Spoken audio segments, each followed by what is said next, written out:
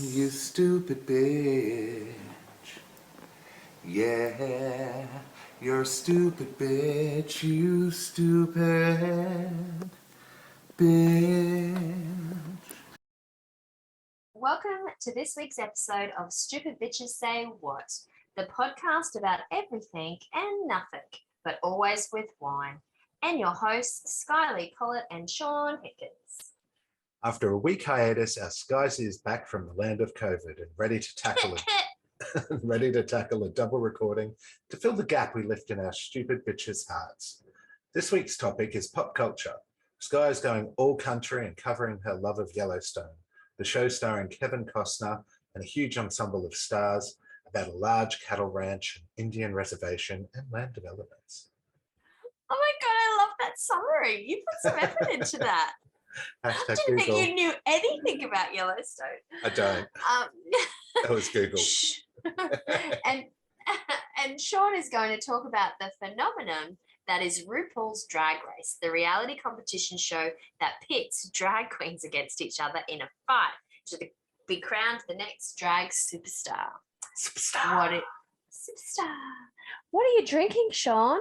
I am drinking a motherfucking 1.5 litre bottle of Jen Pfeiffer's Sam Plunkett's The Rebel Effect Shiraz. It's a naked wine. It's a 2021 vintage. So it's a baby. It's a baby, but it's not in the wine womb. Although, speaking of which, it does have a pregnancy warning on the back, and it is 17. They do. It's a 17.2 standard drink bottle. So hold on to your horses. Let me have a taste. 17 standard drinks. And look, 17 standard glasses of wine is not like drinking 17 beers. 17 glasses of wine is like, woo! Motherfucker. Now, I did have that, and granted, it was my first sip. It did have that, that red wine rush of, that shit's tangy. Let me go another. Yeah. Look, Shirazes aren't really my favorite anyway. I just had to do the 1.5 litre because it's a big episode. It's not bad. That was the free bottle, wasn't it? This is my because freebie. I've got the freebie, yes, because I don't think mine's that one, though. And do you know what I was going to say? And because our listeners out there, you'd be pleased to know we have catalogued our wines from previous episodes. So now when we get past the age-old, thank you, Pino. Now we get the age-old question of what were you drinking that week, and we go, fuck, we don't know, we were pissed. I don't know. Yeah. Weren't you listening? We can reference a spreadsheet, but it's funny because during my cataloguing, I noticed that sometimes we lost our train of thought, and we didn't actually go into that much detail in the wine. So we lost the year or where it was from or the name. We just talked about whether it was a Cab Sav, and that was it. So look, we'll be better. We'll do better. We will do better. We will do better.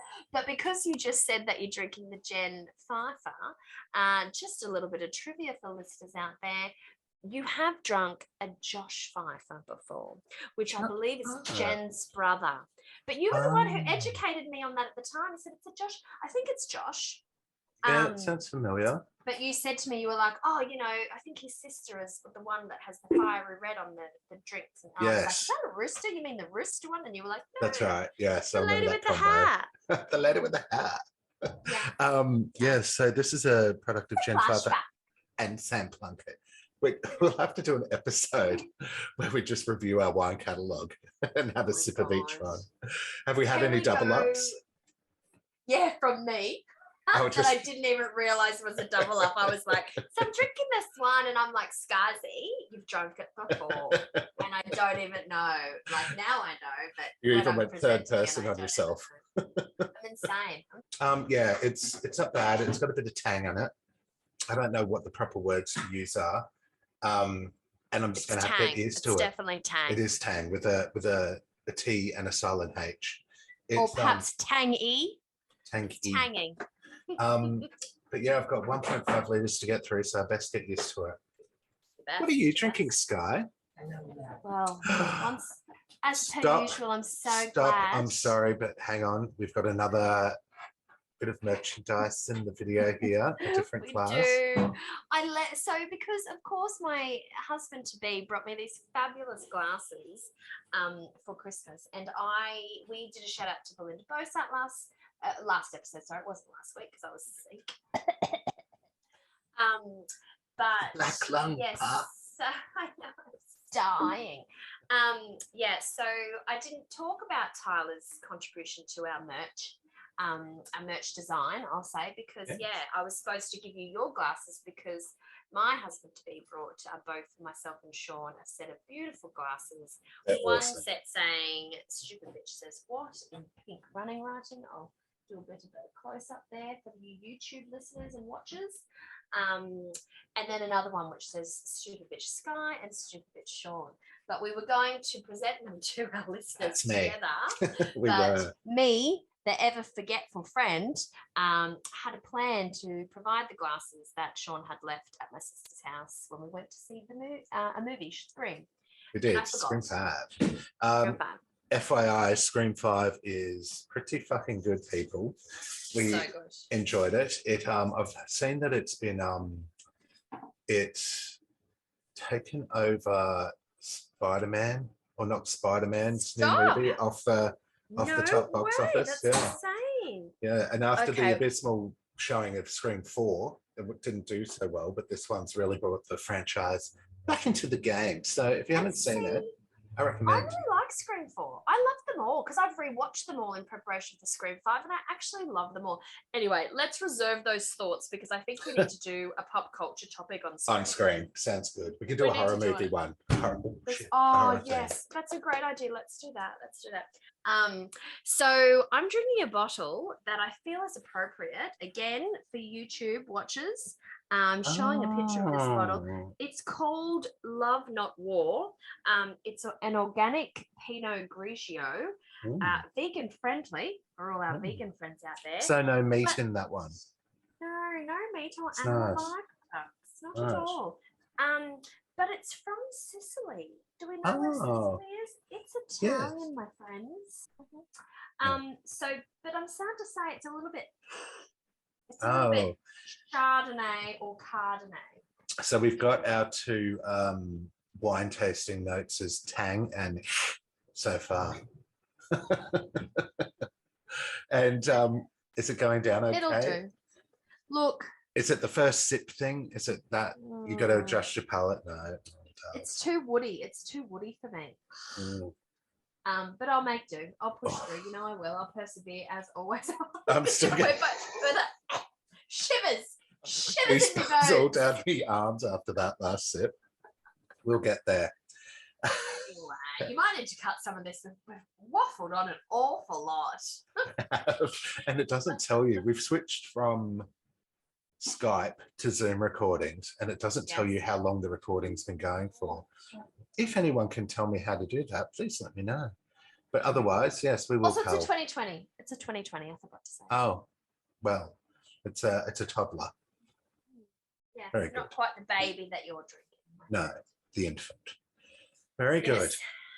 All right. So, shall we get into our topic? Is there any other week events that have happened for you this week? Look, I had a few, but I was hoping to hold them over to What's the Haps, but it's still a couple of weeks away. Obviously, I had the COVID.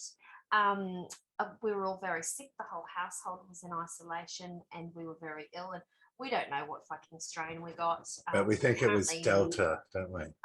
People keep saying that it had to have been Delta because we were so sick. I felt like I had razor blades that were just sat in my throat, and every time I swallowed, they were stabbing me and drawing blood. It was pretty awful. But it was like a roller coaster. That's the best way to describe it. You think you're getting better, and then bang, you get sick again. And then you start feeling a little bit better, and bang, you get sick again. And it's like 5 or 6 days where you were sick, like flu symptoms, proper flu, lethargic, fatigued, dying. And then you'd be, maybe I'm turning a corner. And me and my sister kept saying, I feel a little bit okay now. Next minute. Well, we ended up being isolated for just over 2 weeks in the end. It's fucked. I know.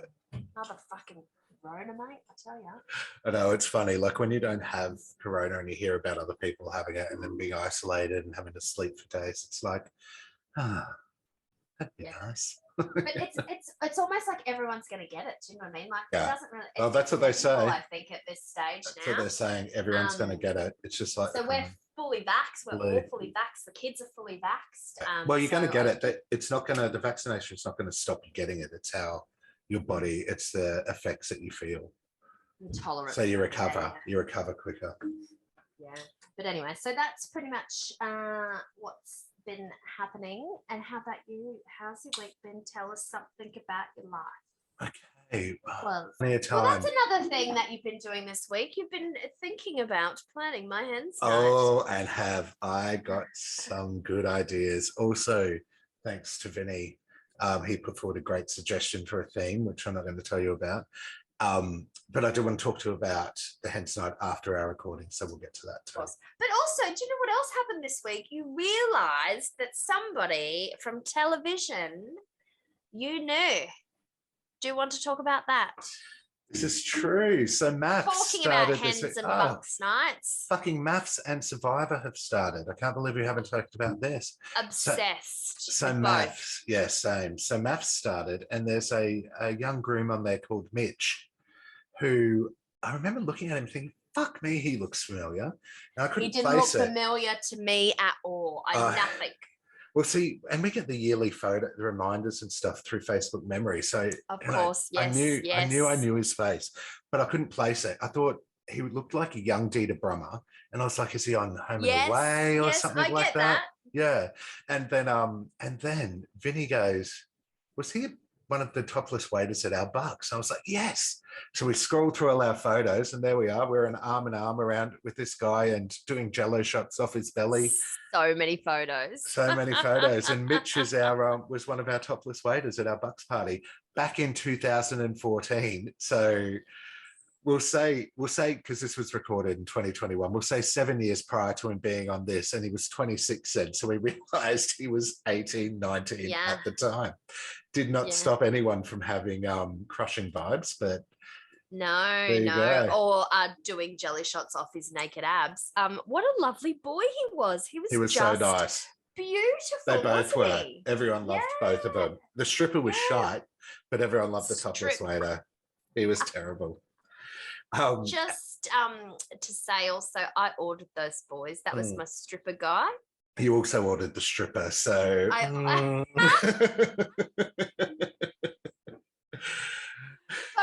what happened with the stripper though. We couldn't get one to come. Do you remember that? Because it was boys. I know. Get over so much dramas with it. Yeah. But how funny was he? As disgusting as he was. Oh, he was just shit with us. Like he let me touch hilarious. The show that he put on, we were all just like, oh, this is just so bad. He grabbed my hand and let me touch his arm muscle. He did the same to Vinny. Then he laid us down, did a handstand over us, and then that was it. And then just got in with the girls all around. It was like, come on. It was agile, wasn't we're paying you. And Survivor started. Survivor Blood versus Water. And how fucking good is it? We've had 3 episodes. We've done the Survivor draw as per usual. I got Sandra. Skye got Brianna. I'm gone. I went on the second night. You were. Look, to be fair, I thought I was fucked on the third night. I thought there was no way I thought you were survive gone. It. But luckily, Queen Sandra stays queen. So hopefully I'll get to I just want to get to the fucking jury. That's all. Yeah, that was a big shit fight, wasn't it? But like, I would totally be getting Sandra out if I was them, because she's won 2. Like, she's a massive danger. So she won her first 2, but she's lost 2 since as well. Right. So she won 2. She's been in it 4 times. You see, but like to win 2 is insane. It is insane. And if I was cast on the show as a super fan, I would not be wanting to get rid of Sandra so early. Because I know she's a threat. Yeah, I'd want to play with her. interesting what she says about the difference between Australian Survivor and American Survivor. Yeah. How she says, she's said quite a few times, the Aussies they don't have any plan going into it. They're just going to see what happens and just see how it falls, which, I mean, I'm sure a couple of people have a bit of fun, but it's true. Most Australian ones that I've watched, they're just like, let's see where we go. They don't have a real plan of getting to the end. It's not hit the beach. On. Well, it's not hit the beach and make an alliance straight away. It's like, let's just feel it out and then make alliances and go from there. Yeah. And she says that we also love a blindside, and we do. I have to say that. Yes. The Australian seasons have so many fucking blindsides, while the Americans do have blindsides, but a lot of them are predictable vote-offs most of the time. But also she says, that we just want to enjoy ourselves and have a good time, and and it's like, that's fucking Aussies, mate. But it's interesting because the American Survivor doesn't go for 48 days, or is it 49 days? No, so it was 52 when it first started, and now it's gone down to 49. 47, I think, for 47, yeah, you could be right, yeah. And the American one was 39, but that's also been reduced now, well, for the last season, this next one coming to 28 or something, because of the COVID fucking pandemic. So they had to be get the filming done, hoping there wouldn't be any breakouts and stuff like that. So I don't know if they'll switch back to 39 days after Survivor 42, which starts in March, or if they will continue as it is. Yeah. All right. So RuPaul's Drag Race. Let's get into it. So RuPaul's Drag Race used to have the theme song. It'd go, RuPaul's Drag Race, gentlemen, start your engines. RuPaul's Drag Race, may the best woman win. But they've had to change it now because of all the different things that I'll get into about the diversity of the cast. So it's now just RuPaul's Drag Race, start your engines, RuPaul's Drag Race, may the best drag queen win. So how long has it been going for? So RuPaul's Drag Race started in 2009. We're now on the 14th season, which has just started. There's 4 episodes, and the 5th one will come out tomorrow. But what is RuPaul's Drag Race? Drag Race is a TV contest that aims to find the next Drag Race superstar.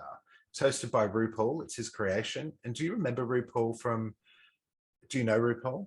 Do you remember him from back in the day? So he's obviously, well, and no disrespect, but RuPaul's been around for a while and really been making a name and pushing drag out onto the scene for quite a number of years now, even before RuPaul's Drag Race first aired. And I remember knowing of him when I was younger, and this is back in the 90s and the early 2000s, and he'd randomly appear as a cameo in some movie and stuff. He'd be like, oh my God, that's RuPaul, yeah. He's done so much for drag queens. And so he put together this show to really push the art form. It's like a big character that came into stuff for yonks and yonks. Sometimes in drag, sometimes just as a man. As RuPaul, yeah. And he also, there was a whole underground scene. Also, RuPaul isn't his drag name. I thought RuPaul was his drag name. RuPaul is his name and his drag name. So when he was born, his mother apparently named him RuPaul Charles, whatever his surname is, because she was determined to have a son that was going to be famous. And she said anyone with a name like RuPaul is basically going to make it. And he did. And he's fucking international success. So yes, he used to have a whole underground scene as well with some of his movies. It's called Booty something. Fuck, what's it called? There's like a series that people used to trade in the underground with videotapes. You couldn't buy them in shops. People would buy them off little street sellers and that. Booty bootleg. Something. No, yeah. It was bootleg, but his thing was Booty something. Booty Queen or Booty Killer or something like that. But he's been around for a while, and he's really done a huge effort for the drag race community. So he's really promoting the art that is drag race. And when you see some of the shit that these people get into and what they do for them, for their characters and who they become, it's incredible, the imagination, the skills that they have. So each season, a number of drag queens compete against each other to remain in the competition. And each episode is made up of a mini challenge, which is usually a short challenge with the queens, where the queens have to impress Ru through comedy, fashion, makeup, or reading the other queens. And reading is when you So if I was to read you, it was to be like, I'd read the outfit you were wearing. I'd be like, a sleeveless singlet on a show like tonight. I mean, Jesus, bitch. You know, that's like a read. It's my Nevada shirt, baby. It is Nevada, but that's like a read. And that's another thing it did. It sort of really brought into, and you'll hear a lot of people using the terminology that drag queens you have been using for years, but have never been relevant. So when you beat your face, it's when you're putting your makeup on.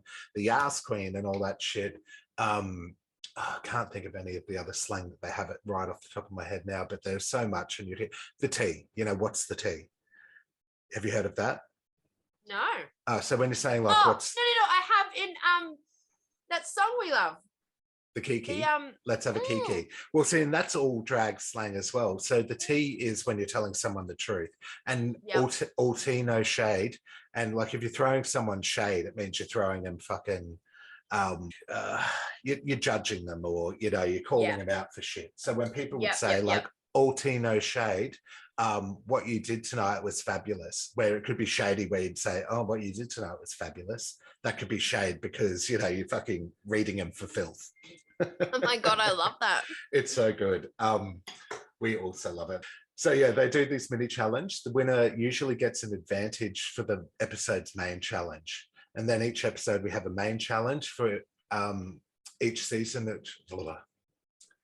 So the main challenge generally involves a comedy roast. So they'll do a roast of either the other queens, one of the hosts, whatever. Acting challenges, singing challenges, sewing and fashion design, and also the famous Snatch Game, which is a take on the Americans' match game, or what we had. I don't know if you remember when we were kids, blankety blanks. Blankety blanks. Do you remember that? And so what they have to... It's called the Snatch Game. It's called the Snatch Game, yeah. And what they have to do is dress as a famous person and then imitate that person and actually be that person. But they have to be funny while they're doing it. And some of them are fucking iconic. And some of them are absolute disasters. Then at the end of each episode, they have the runway. And so there's a theme for the runway. They have to dress and do full makeup and their outfit and whatnot, and they have to match the theme. And the theme could be green, the theme could be fucking eating out or whatever. It could be whatever, and they have to represent that in their outfit. And then at the end of the episode, they're then judged by the judging panel for their looks, plus the efforts in the main challenge. The top three and the bottom three are determined from the group of queens.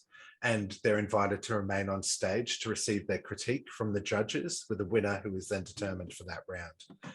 The bottom two then have to lip sync for their lives to a pre-selected song, which have created some uber iconic moments. I'll share some links about this in our promos, but we have some of my favorites were Shut Up and Drive, which was done by Alyssa Edwards and Tatiana. And the lip sync between Brooklyn Heights and Evie Oddly is also one of the most iconic that have gone down throughout the show. So YouTube them. And also watch Naomi Smalls smash the lip sync to RuPaul's song Adrenaline. That was fantastic as well. Sometimes the queens will be so lackluster and absolutely shithouse in their performance and their main challenge that RuPaul will just say, there's no winner this week, you both out. But again, they may do such an amazing performance. It'll be like, I can't judge, it's both stay. But that's a very rare occurrence on both. He's basically looking for a drag queen. Well, he's not basically. He is looking for a drag queen that has charisma, uniqueness, nerve, and talent. And when you break down those initials, it's cunt.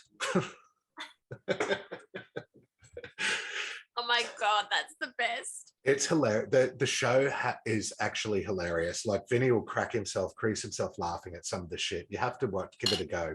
It's all on Stan. RuPaul's Drag Race first aired in 2009 in the US, and it had at the time a cash prize of $20,000 plus other little bits and pieces. So sometimes it'll be a year's worth of makeup from Anastasia Beverly Hills and shit. But the cash prize at that stage was $20,000. Season 4 is now currently airing. And with the increase in popularity, the prize money has also increased over the seasons, and it's now $100,000 for the winner. Shit. They get makeup supplies, and the winners of challenges, the main challenges throughout, will also get little prizes as well. Like they may get a set of wigs or some jewelry or cash money.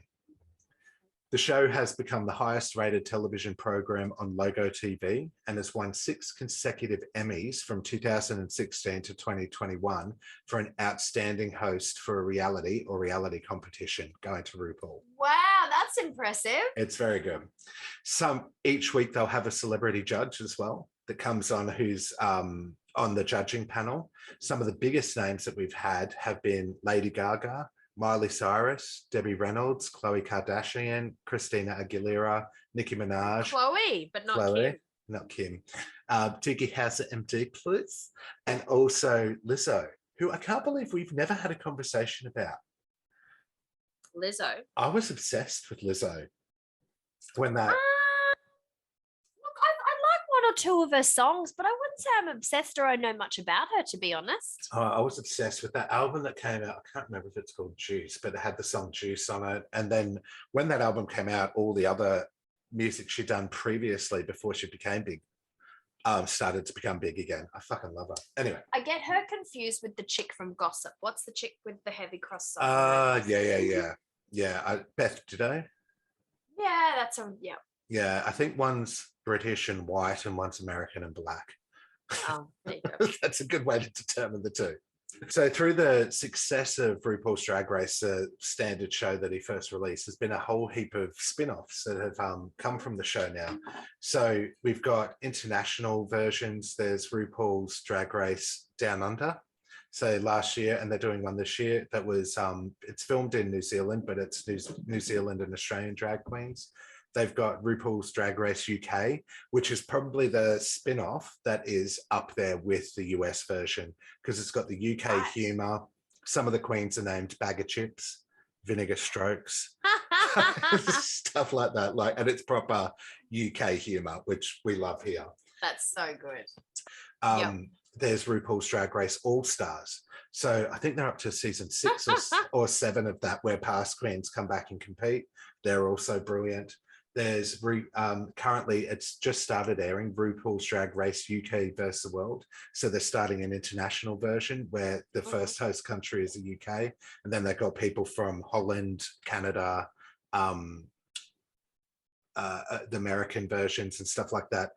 All queens that have previously competed in the past coming together in an international competition. And he did a drag Christmas spectacular one year, which was terrible. Oh no, you love Christmas spectaculars. I do. It was so bad. Throughout the show as well, there's been, and I'll get to some of the controversies after this, but there's been a whole heap of change in the diversity of the contestants. So originally you had to be just, it was gay men coming on competing in drag, which is what drag started out of. But now there's been seasons that have had trans women in them. So men who have transitioned to women, but were drag queens pre or became drag queens afterwards. They're included now. We had a trans man compete in season 13, Gottmik. So that was someone who was born as with women genitalia, female genitalia, transitioned to a man. We've got a straight male in the current season. I was just about to say, I thought that, whilst traditionally it's gay men who dress in drag, but there's some hetero men who are drag performers, right? Barry Humphries is an iconic Australian one, Dame Edna. Yes, there are. But I think at the beginning, and I think a lot of the controversies that I'll get into stem from the fact that this was an art form that gay men were doing and have been, and in the beginning when it was happening, were getting shot at by people as they passed by clubs and shit like that, or just get absolutely the shit beaten out of them. You'd never go outside in drag and all that stuff. So I think what it had been, it was a protected society. This is our thing, and you can't come into it. This is Was it a way of life before it was like a performance art? So was it, are we talking about men dressing in women's clothes and then it was drag and then they decided to become performers, or are we separating that and saying that drag is generally performance? It could be there could be a grey area in how people get into drag and stuff like that, but there's a difference between a transvestite and a drag queen. So you've got people who will just dress as a woman and live their life as a woman, as a transvestite, but still remain a man and not transition. But with Drag Race, it's generally people who are men, gay men generally, typically, back in the day, that dress as women and lip sync for their song. So it's not, generally it's not a way of life for a drag queen to be in drag the whole time. It's just for performance. It's an art form, drag. So it's not just being a standard woman, it's like full on fucking accessorizing and exaggerating everything. Yes. The makeup's full on, the hairs, yes, the outfits and all that stuff. And there's all different types of drags. You've got like, so there's pageant queens, ones that perform in pageants. Then you've got club kids, and they were the ones who would dress in drag that would be like just out there drag. That's like an art piece instead of just a polished, beautiful woman. Well, I worked with that guy years ago, and he was a drag queen at the beat. And he was the really tall guy. I don't know if you remember, but you know, I saw him, and he used to come to work parties and work events and things, completely dressed in his drag, as well as performing at a club most weekends, Fridays and Saturday nights, I believe, is the drag. It's the art form. It's the entertainment factor of it. That's kind of what drag is. And you know, drag was, the name actually stems from Shakespearean times, and it stands for dressed as girl, and that's what they used to put as a man, would be dressed as girl, drag. Yeah. Okay, sure. All right. Because I was just quickly Googling it, actually. I was just like, you know, I was doing a little bit of a Wikipedia search. I totally recommend, and I'll give you a season to start with, to then get you hooked, and then you can start the journey from season 1 at the end of it. Like when you got me hooked on Eurovision? Yes, that's how you do it. Give a little taster of this shit. Now get involved. That'd girl. But yeah, so the diversity, we've got straight male in this season. He copped a whole heap of shit when it was announced he was straight through social media. There was a bi male in the first UK version. Was he good? Was he good? Well, as far as I know, at this stage, he's still in it, and I've only seen the first 4 episodes. Because you have it's the season's not over. Okay, yeah, I get you. But to give you my view, like he seems a bit,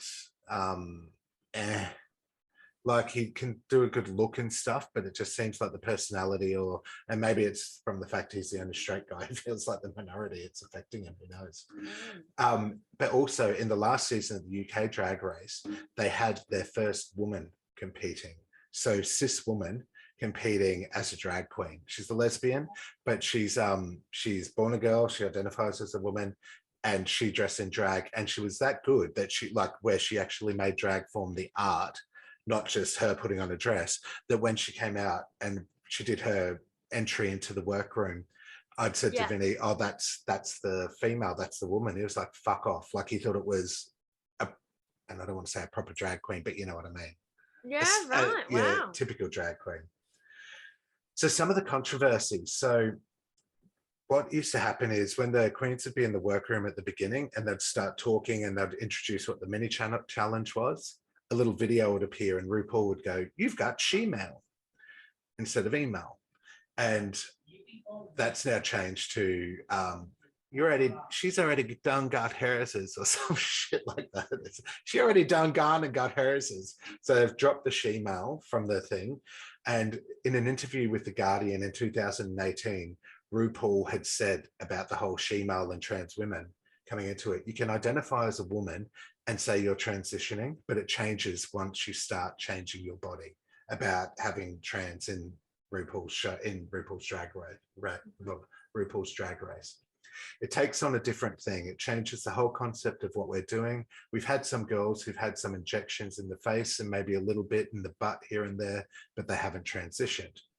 When there was a backlash due to the remarks, RuPaul initially appeared to double down on his comments, tweeting, you can take performance-enhancing drugs and still be an athlete, just not in the Olympics.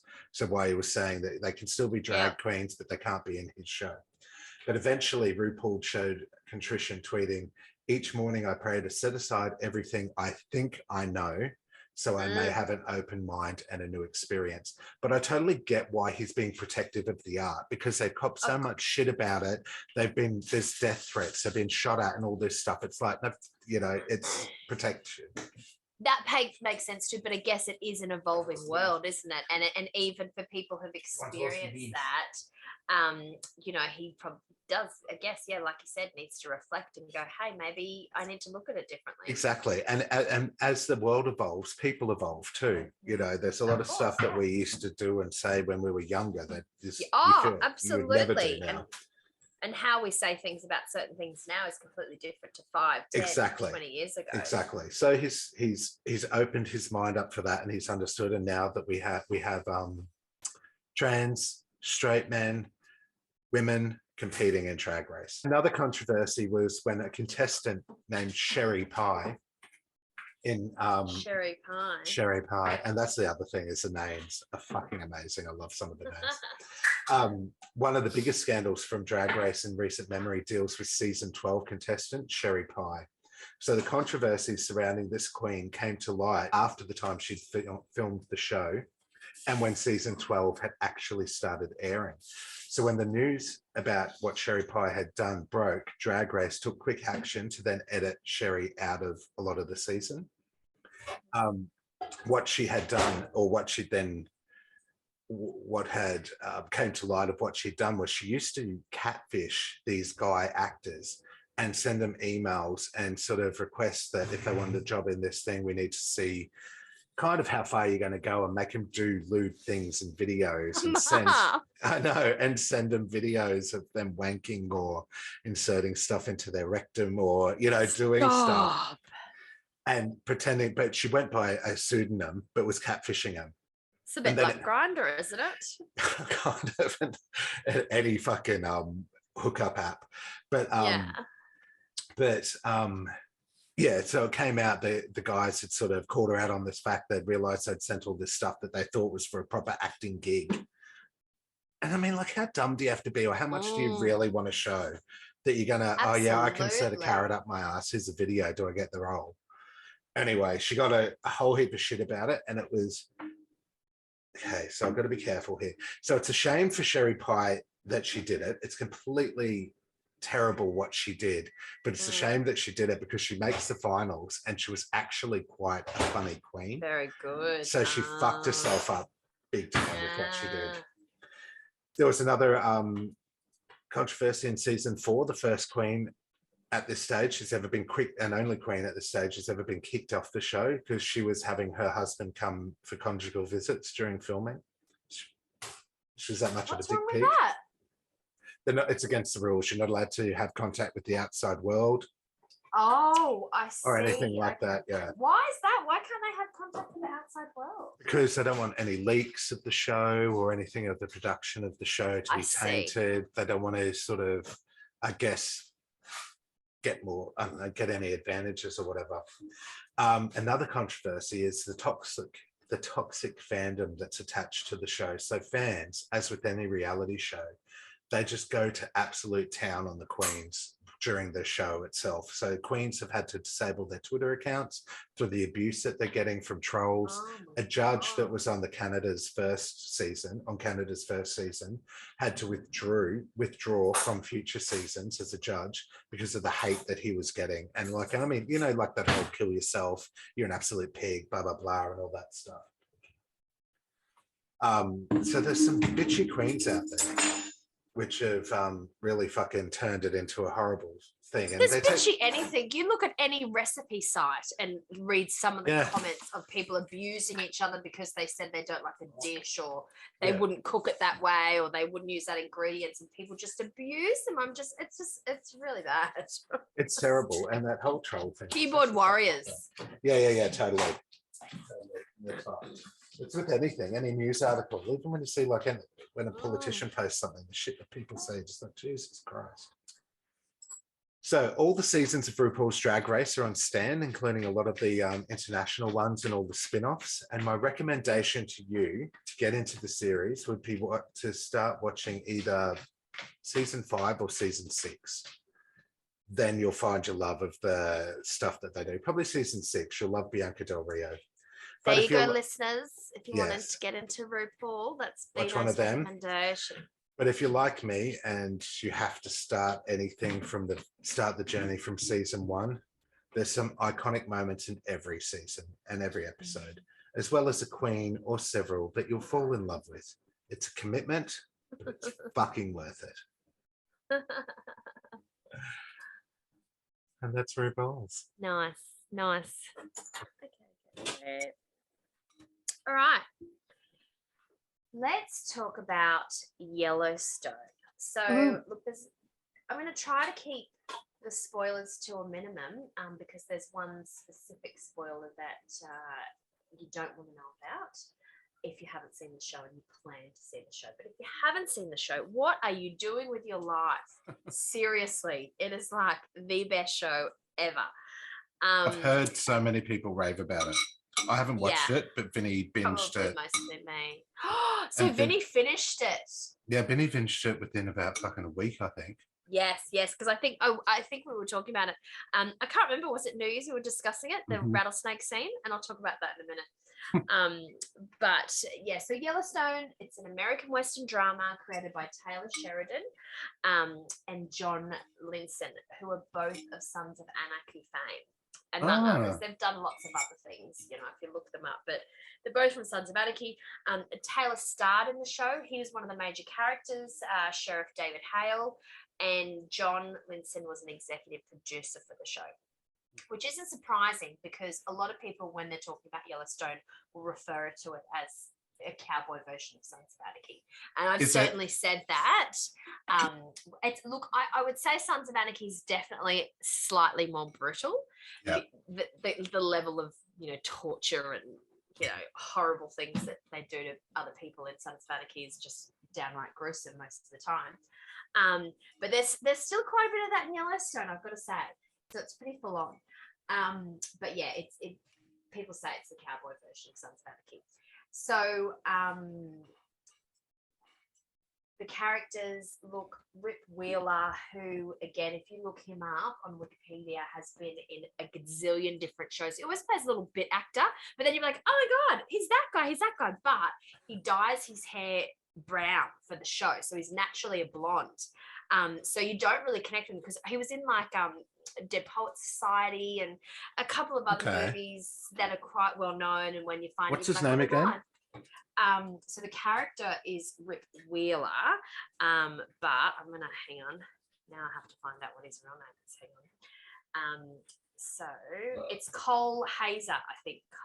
So he's married, believe it or not, to Sweet Valley High twins, one of the Sweet Valley High twins. Wow. Yeah, so he's familiar. I see him. Yes. So he is, let me get to the characters. Yeah, Cole Hazer, his name is Cole Hauser. So he's absolutely gorgeous. And look, but if you look at any of the images of him that aren't related to Yellowstone, he's blonde curly hair. In Yellowstone, he's got dark black hair and it's curly still. But I was talking to some of the ladies that I used to work with when I lived in New South Wales, and they kept saying to me, you have to watch Yellowstone. Have you seen Yellowstone? And I was like, oh, look, I'll get around to it. It's a cowboy thing, you know, I'll get around to it. And they were like, Rip Wheeler is fucking to die for. You will lose it. He's like the best character ever written. And I was like, really? Is he really that great? Anyway, so Tyler and I watched the first episode of Yellowstone. I don't know, maybe 2 years ago. It's up to season 4. Season 4 just finished airing, and it's been renewed for season 5. So we watched a couple of years ago, and I think maybe we'd had a few drinks, and our heart wasn't really in it, and we'd like said we were going to watch something. We needed something new anyway, so we started watching, and the first episode is like a movie length. It goes for 2 hours or 2.5 hours or something like that. And Beth Dutton, who is another amazing character, there's no one like Beth Dutton. Ask Vinny, he would totally verify this. I have heard a lot about Beth. I'll tell you about my first interaction with Beth after you get through this. No, go ahead. Tell it, because I want to hear what you have to say about Beth before I talk about how amazing Beth is. Well, I don't know if I'm giving away any spoilers, but we can cut it if I am. You can let me know. I was sat at the computer and I think I was building some tiles for our Instagram. And I could just hear the most horrendous screaming and yelling and fighting going on from the bedroom TV. And like to the point where it wasn't like standard. Well, I was just like, what the fuck is actually going on? I had to go in and ask him. And it was when she was in the bank or in a shop, but the two guys had come and were beating the shit out of her. She said something it had to do with the assistant or something, and the assistant gets shot in the head.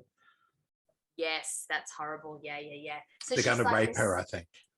Stunningly beautiful woman, but you certainly wouldn't want to get on her bad side. You wouldn't want to meet her in a dark alley because she will fuck you up. Bitch will cut you. Yeah. Well, Vinny had said there was all this stuff that goes on with her brother, and there's something that went down between her and her brother that you don't know about at first, but you find out about. And that's a massive spoiler. So I won't. Yeah, I won't say that either. That's crazy.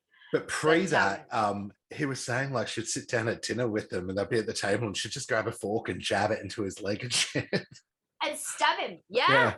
She hates his guts. Like actually says to him, I want to be the one who kills you. When you die, I just want you to know that it will be me at my hand. You. You will not die naturally. You will never die a natural death because I will be the one that kills you. That's what she says to him sometimes. It's insane. And you think to yourself, how could I ever like a character like that? And this is the thing, like we watched that first episode and she has this major moment where she pretty much walks into this boardroom. There's this guy whose company's crumbling and they're buying him out and he's trying to heckle over the price. But because of his mismanagement, his company has gone under and he's got, thousands of workers. They're all going to be out of jobs if they don't bail them out. She works for this company, is going to bail them out. And she just pretty much, he's heckling over the price and she just walks in and just gives it to him and says, basically, I'm going to sell your company off.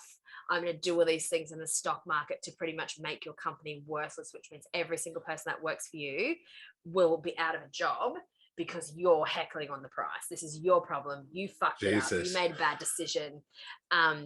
Do not try to negotiate with us. Either accept this deal because you're lucky to have it, or I'll end you. Is pretty much what she says. And she's got she's got her tits out. She's got this gorgeous body, and she's just like in his face, like. And I was just like, oh, this woman's awful. I don't think I can watch this. That's what Vinny said too. He didn't like her at first, but now she's his favorite. She's the best. She's the absolutely best character. And so in it as well, and because there's a lot of horse riding and stuff like that, so we'd watched the first episode and maybe got about 45 minutes in, and whether, like I said, maybe we'd had a few too many to drink or whatever, and I think we just both went, not our thing, let's turn it off. But and sorry, go. Yep, go. No, I was just going to say, I find that with a lot of shows. So a lot of the times you've just got to invest in like the first 3 or 4 episodes, understand the characters, get with it. Game of Thrones is a perfect example. It wasn't until episode 3 ended that you're just like, what the fuck? And I need to continue watching. Yeah. But still, when Jamie pushed the child out of the window, that happened in the first episode too. I thought that was pretty riveting. I think once you see him push a child out of a window, you're like, fuck, I guts to watch this shit. Whilst fucking his sister, yeah, whilst fucking his sister, who's also the queen. Yeah. That's true. But yeah, anyway, so we had given it a bit of a miss and went, it's a bit slow for us, it's not our thing. But then it was in the TV, in the news all the time, and everyone was talking about how fucking amazing it was. And again, I've talked to you about how Tyler and I figure out how we rank our shows, and then we make a little list, and then we put our numbers next to it. So in the end, we went, fuck it, let's give Yellowstone another go. And so we watched the first episode again, and this is probably about 12, 18 months ago, because then we were able to binge the first 3 seasons, and we finished the 3rd season and had a month to wait before season 4 came out, which came out just before Christmas, at beginning of December, I think, end of November, something like that. And so we only started watching it not that long ago, but we watched the first episode, the one that we'd gone about, and we're just like, what the fuck are we thinking? This episode's insane. This is so good. And then we've never turned back. We have been obsessed ever since. But yes, I'm going to talk. So Beth Dutton, fucking one of the best characters ever written in TV. They're all very good. They're all, I wouldn't say relatable because none of us run cattle farms. But there's this one scene. There's one season. It's not a massive spoiler because you know that her mother's dead because she's not around. You got to pick that up pretty much in the first couple of scenes. But on it, the anniversary of her mother's dead. They're incredibly broken people. The entire family is incredibly broken. They've lived a hard life running this amazing ranch. Everyone's trying to take it from them. They own millions of hectares of this beautiful part of Montana that people are trying to develop and steal, and all these hardships that they have. Is Kevin the father of Beth, or? Yes, Kevin is the patriarch of the family. Right. And oh my God, you totally want to pants it. He has just aged Oh. like a fine wine. Okay. He is, probably in his 70s now and still, mwah, Wow. Okay. beautiful. And Little just such a Viagra. great character. Yeah, such a great character. And he's a bit frisky too. He has a few good-looking women on the go. But so it's the anniversary of her mother's death. She lives on a ranch. There's cowboys everywhere. She comes out of the house after drinking booze all night. You see her drinking. She comes out. She's constantly chain smoking. She's got a massive bottle of champagne in her hand. She walks out the front. It's freezing cold, right? She's got hot water in this bath, and she just strips off full to the nud, absolutely starkers, walks into the middle of a field where there's cowboys everywhere, and her dad's somewhere like near the house and stuff, and she just gets into this bath fully starkers, keeps drinking her champagne and soaking her durries. Love her. And then there's also this other scene. That is my idea of a good time too. I know, right? I was like, I would love to do that. That sounds like so much fun with this beautiful scenery and, my own company. It sounds great. There's also this other scene where her sister-in-law, who's Indian, of Indian heritage, Native American Indian, she, gets sort of, accused of shoplifting in a shop, and she wasn't. And then Beth finds out and just absolutely terrorizes this woman. It's insane. It's another excellent scene. But by far, my most favorite scene in Yellowstone, and anyone who's listening to this and has seen it, I'm just going to say the rattlesnake scene. I don't want to say any more than that. I know that scene. But I think in all the shows that I've loved, I have to say that is up there with one of the best things I've ever seen. Does that involve the guy from Nine Perfect Strangers? No, don't say it. No. Okay. No, I don't know who are you talking about. Nine Perfect Strangers. I thought it was oh God, what's her name? You love her. She's from Gilmore Girls. What's her name? Melissa McCarthy. Yeah, I thought it was her, the one that she gets with. Is he in Yellowstone? No. No. That's one who's married to Rose Byrne. I forgot his name. Yeah. He did well. Oh, totally. They've got 2 children together. They've been married for years and years. Oh, wow. Yeah. But anyway, so such a great show. And I'll talk a little bit more, like, apart from Rip Will, and like I was saying, the girls at work were telling me to watch the show, right? And we gave it a go. We got rid of it for nothing. Then we watched it again. And then I remember in the whole first episode, because Rip Wheeler doesn't play a massive part in the first episode. Like, he's there, but it's not super, super massive. And then I remember thinking, he's okay. The first time I saw him, I was like, he's okay, sure. I think Kevin Costner's hotter, and one of the brothers. But then by like second or third episode, I was like, Mama wants some Rip. Mama wants some Rip. Like, he is fine, fucking fine. And the rattlesnake scene also involves him. But anyway. Yes. Oh, does it? Okay. Mm-hmm. Okay. Yeah. There is not a doubt that Beth Dutton is the craziest bitch ever portrayed in television. Like, there's just, can't think of anyone who is more nuts and insane than her. She's the best. I love her so much. So you see her in the full nud. Is there any peen in it? Oh, actually, I'm not sure. I think I see a little bit of butt. Okay. No. But I can't recall peen at all. That's a shame. Definitely a lot of eye candy. They are beautiful men, working hard for the living. For the money. Working hard for the money. That's where I was going with that. So she works hard for the living. So hard for the living. Shut up. Okay, so look, part of working on the Yellowstone Ranch means that if you're loyal to the family, you're loyal to the ranch, and if you're loyal to the ranch, you eventually end up, some people are brought onto the ranch, and the reason that they get their loyalty is by branding them. But literally. Sometimes they end up literally being branded with a big, massive Y on their chest. And Casey, who's one, not even on the ass where there's a bit of flesh or anything, straight on the chest. No, so the diehard people have been there for years and years and years. So it goes family, ranch, God, country. Something like that. Yeah.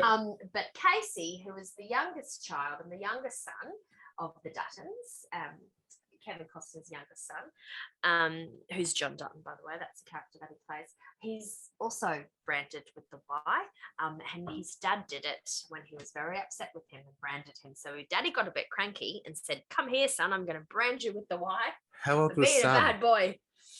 Oh, look, I think he was late teens, early 20s, but that's part of the storyline, so I don't want to give away. But so there's one scene, again, in the first episode where there's this junkie kid. He's just got out of prison. He's a drug dealer, a junkie, been on the drugs, and his dad comes to John Dutton and says to him, "You got to help me. I don't know what to do with him. If he goes back in prison, he's going to die. If he goes back on the needle or whatever he's taking, he's going to die.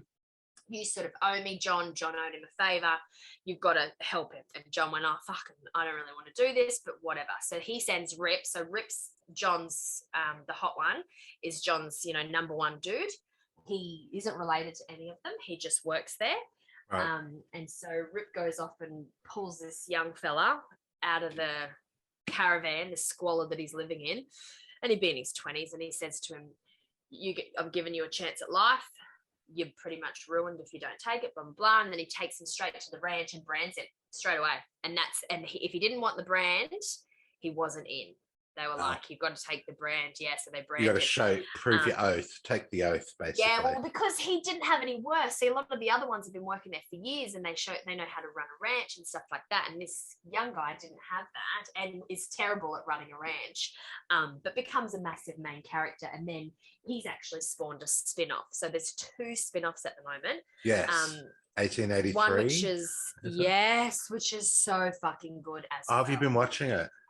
We're completely up to date. Tyler waits for the episode to be downloaded. He's waiting until it's released. He watches it all day, waiting for the next episode. That's how obsessed he is with it. Okay, because Vinny hasn't gone down that track yet, even though we've got Paramount. Because it's on Stan is Yellowstone and Paramount is 1883. And I said to him, you can watch it, but we don't get it in the bedroom. You're going to get it on the Apple TV out here. And he's like, "Oh, I'm not interested," but he should watch it. I was exactly the same because it's country and western. It's really old school too. It's 1883, and I was like, I don't know that it's for me. Yellowstone's one thing with all the cowboys and stuff like that, but going back in time, it's completely different. 2 centuries ago. Not really the kind of thing that I would normally watch. But Tyler was, because Yellowstone had finished. So Yellowstone finished, it had its finale. I must say for season 4, the episode was a bit meh, the finale, when every other finale of Yellowstone to date has been cliffhanger, oh my God, I don't think I can survive waiting for the next season to come out.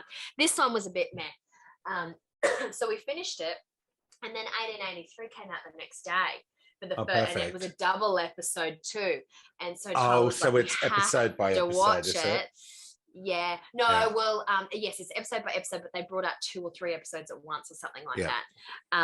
And so we were living with Sarah, obviously, and Sarah's obsessed with Yellowstone as well. And so we were like, that makes it easier. We'll just watch it. Yeah. And so we put it on, and it was exceptional. Okay. And it is again like Sons of Anarchy back in 1883. Wow. Okay. Well, Vinny, when we know you're listening to this, you might have to start investing in 1883. Yeah. So it's about the Oregon Trail. So they're going from Texas to get to obviously they end up in Montana because it's about John Dutton's relatives. So his great-great-great-grandfather is a small child in it, and then his father is there as well, and they're the ones getting them across the Oregon Trail. But what happens is they meet these dudes in Texas, and there's a whole bunch of German immigrants, and there's about probably 60 of them, and they've immigrated to Germany, and it was a really bad time in Germany, so there was a lot of prosecution and stuff like that. Don't quote me on the history of what was happening in Germany at the time, but they've immigrated. They've taken every piece of item that they own. They've got on a ship for however God knows how many days it takes to get from Germany to America and Texas on a ship. So it's gunslingers. Texas is a small tiny blip. Everyone's it's no laws. Everyone's killing each other in the streets for shit. It's like a very scary, cowboy, dangerous time to live. And all these German immigrants who can't swim, who don't know how to ride horses, know nothing about America, are trying to get to the mountains, and they want to get to Oregon because they know that there's mountains there, and it's just a bit more like home for them, and they don't want to be in Texas because it's this horrible place for them, and they don't want to be there. They want to get to the mountains, and they're trying to make their way through, but they've got no skills to get them. They know nothing about the American wilderness, so they've got no skills to get them. And then they sort of turn around and are asking people in Texas who are all crooks and swindlers and robbers to help them get to Oregon. And everyone's either saying, no way, that trek is way too crazy and way too difficult, or they're trying to steal from them. So Sam Elliott, who's also an amazing actor and one of my all-time favorite actors, and I fucking love him, he takes pity on them and he decides he's going to help them to get to where they need to go. But they pretty much in the first day or two lose like 50% of them through death. They get bitten by rattlesnakes. Jesus. They drown in the river because they panic when they get near the water. They drink the water as well, and they're told time and time again, you can't drink straight from the streams. Is that when you they have get to boil dysentery it before you drink it, and they don't listen. Yeah. The horses tread on them. Like, all these horrible things happen to them because they just don't know the climate, and it's rough times. And so that's how the story starts. And then John Dutton's relatives, he's traveling with all women. His daughters and his wife, and he doesn't have any men to even though he can protect himself. He shows that's shown very early how protect good the whole protecting himself. harem. He gets convinced to help them because he's going in the same direction, and that's the story. And it's such a every minute of the show is just like one big shit fight after another. It's so good.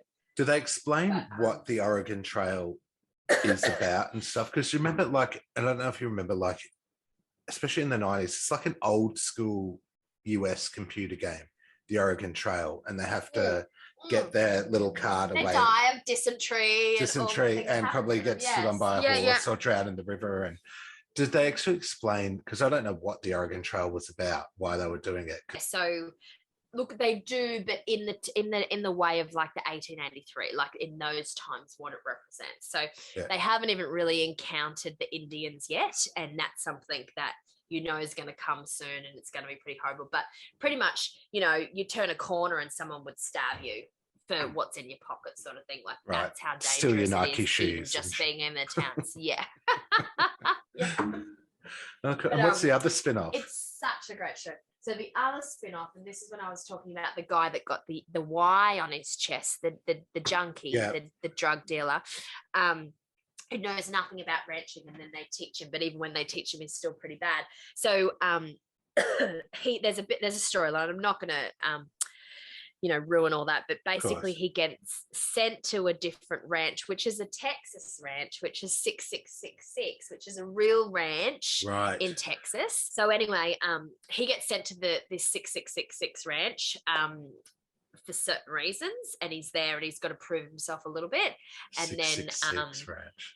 That's been ominous, so it's supposed to be, so when they send him there, they're like, this is the toughest. If you couldn't be a rancher in Yellowstone, you've got no chance of being a rancher at the 6666. And so it's about his journey. They send him anyway.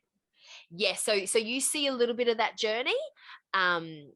And then they sort of have an episode where you can see it leads into the spin-off. And then pretty much after that episode ended, they announced on, news. And what's it called? That they're doing spin-off 6666. Oh, wow. 666. They call it the Sixes. They call it the Sixes. That makes it easier. Yeah, so it's in current time, but it's in a different location and a different way of farming and a different way of climates and a much harder, environmental. Yes, much hotter. Whereas Montana's very cold, hot in the day, but freezing at night. But I think Texas can be a little bit like that too, to be fair. Boiling hot, but also could be quite cold, and fucking rattlesnakes everywhere. They're like, the first thing they tell him when he gets to the Sixes is, don't sit down on the ground anywhere because you'll get fucked up by a rattlesnake, basically. Yeah. Yeah, but let me just go back to 1883 for just a second because I love this bit. So we watched a documentary on it because we went to watch a new episode of 1883 that we thought was coming on and it didn't actually come on. And then instead we watched this documentary about it. So the main characters is the country music stars, Tim McGraw and Faith Hill. Oh. So do you know who you've heard of Tim McGraw and Faith Hill? I know that right? they're married, aren't they? Yes, they're married for years and years, got 3 children, 3 daughters, married for years. Country music royalty. I know that, yeah. So Tim McGraw is in actually quite a lot of stuff. If you look him up, he plays little bit characters and things. So he obviously dabbles in a bit of acting. You've seen 4 Christmases with Reese Witherspoon? No. Have you seen that? No, we talked about this and I was telling you how funny it was. Okay, anyway, I'm not going to tell you. He's one of the brothers in that. Okay. But he's in lots of little things but she hasn't really acted much, a little bit maybe. But anyway, so the story goes based on this documentary that Taylor Sheridan phoned Tim McGraw up out of the blue and said, hey, buddy, got his number from somewhere, or maybe they had an existing relationship, I don't know, but rang him up and said, so I'm doing this little project. It's a spin-off from 1880, from Yellowstone. Are you interested? And he was like, oh, yeah, maybe. Yeah, I guess I might be interested. And he's country. Like, well, is Faith around? Can you ask Faith if she's also interested? Wow. Like, would she? And so he pretty much decided that he wanted them to play the lead characters and just rung them up and was like, guys, will you play these lead characters for them? They are fucking exceptional. Oh, they are so good. Because I was not expecting much from her. I was thinking, oh, she's a country music star. And she just hasn't really been anything. And she's a bit old now. She's so good. She's just exceptional. And she looks amazing. Like she's not a spring chicken anymore. But she does the vintage well, the hair. Oh, she's just exceptional. She's so good. But yeah, it's definitely worth the watch. And they also made them go to like a horse riding camp for like a really grueling horse riding camp. All the people who were in 1883 had to go for this camp for like 3 or 4 weeks where they made them ride horses through water and made them ride horses up mountains and do all these drills and stuff with them so that they're really familiar because they're constantly on horses in the show. And it's more natural than being on it when they see it, yeah. You couldn't be an actor on that show and not know how to ride a horse or be scared of horses because that's all it's about. Yeah, it'll be picked up straight away. Yellowstone's the same. Yeah. But look, we are just all hanging for season 5. So okay. And also for the 6s to come out because so the 6s hasn't come out yet. No. And 1883's probably got a couple more episodes and then it's finished for season 1.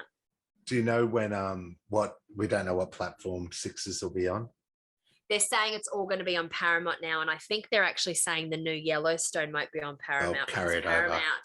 Paramount owns it. Actually, this is something that I totally forgot to say. It was in my notes, but just a little bit of trivia. I love trivia. When Taylor Sheridan pitched the idea of Yellowstone in 2017 after he'd written the outline for it and things like that, it was fucking Harvey Weinstein's company who greenlit it. And this was just before, so this was early 2017. And then later on that year, so they'd started production and things like that and putting it all together. I don't know if they'd filmed the entire first season or not, but he'd put his company had invested in it. On the way, yeah. And then all the, controversy happened with him being a sexual deviant and everything. Yeah. So he's no longer associated with it. His company's not associated with it. They've completely been removed from anything to do with the production. But I was like, shut the fuck up. Ew, by the way, because, Harvey Weinstein is just like gross. Disgusting. But yeah, just a little bit of trivia about Yellowstone. I love that. It's like Taylor Sheridan, who is the dude who's Yellowstone 6s and 1883. It's like, everything he touched turns to gold at the moment. He's that magic and he's actually quite a big actor in Yellowstone. He plays it. I wouldn't say it's not a main character, but he's a main recurring character in there. Yeah. I had not been interested in watching it because like Vinny went through this whole sort of phase where he was doing Ozark and binging all of them. Animal Kingdom. Well, it's in the same sort of vein, but obviously not country, but that sort of theme. And he's in Animal Kingdom as well. He's binged all of that shit. And then he got onto Yellowstone. I would do Animal Kingdom, actually. And where he's gone into Yellowstone, he's like, baby, if you ever want to watch this, I'll watch this again. And I've just not been interested. But I have to say, after our discussion tonight, my interest is peaked. You will love Beth. You will, and there's so many scenes. If you were just to sit there, right, and just search best Beth Dutton scenes on YouTube and just watch a couple of scenes of her back to back, that would be enough to make you watch it. I do love it. I do love a strong female character. Even just watch her in the shoplifting scene. If you Google Beth Dutton shoplifting, watch that scene, and that'll be enough for you to go, this is fucking so cool. She is just epic in that scene. Okay, I'll give it a show. But I do have a few more shows to watch first. Okay. Go watch that shoplifting. Go watch that shoplifting clip first, and you will probably watch Yellowstone next. You'll be like, fuck this, I'm watching it. I have to see this bitch. Well, thank you, Skye. That's actually really got me intrigued into Yellowstone now. I was never going to give it a chance, no matter how much Vinny told me to watch it. But he has said that if I ever do want to watch it, he'll watch it again with me. So we might take that journey. I would watch it again, to be fair. I'd watch it again because it's so good. I would watch it from the beginning just to refresh. Maybe I will do that before season 5 comes out, actually. Why not? Why not? It's always nice taking a trip down memory lane with the TV show. That's it. It is. But thank you for tuning in to another episode of Stupid Bitches Say What? Season 1 is now available on YouTube. Search for Stupid B Say What. Make sure to like, subscribe, and share to your heart's content. Yes. And remember, second bottle, no judgment. Bye, stupid bitches. Bye, stupid bitches. Good night. Yeah, that stupid bitch. He's a stupid bitch. What a stupid bitch. That stupid bitch.